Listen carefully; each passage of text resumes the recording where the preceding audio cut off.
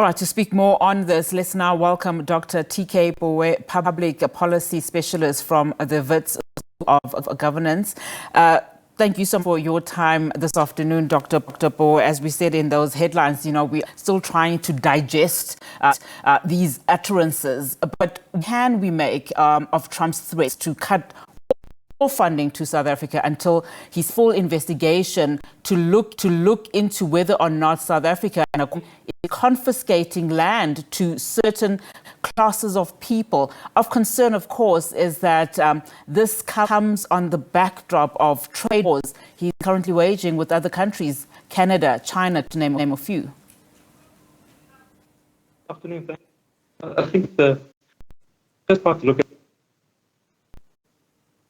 this go back to South African organization,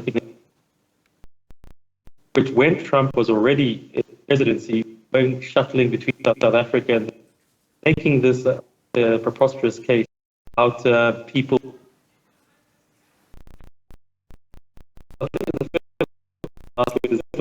Last with this. That's where, as you can see, Donald did get his news from. I'm afraid, Dr. Pooe, your sound is not coming through correctly. It's a pity because we really want to hear what you have to say. We'll see if we can reestablish that line of how do you then deal with some of these issues that are playing themselves domestically. But just as we wrap our conversation and looking at the broader implications here about what Trump has said, particularly seeing that he has activated just some of his promises that he's made during the campaigning. But for South Africa specifically, what is at stake? We've got the G20 presidency. We know that Trump has not officially contacted, the South African government yet, but chose to go to social media. South Africa is insisting that it will then engage with the Trump administration. But how do you see it unfolding and playing out, especially because of all of those implications, including, of course, the renewal of AGOA sometime this year?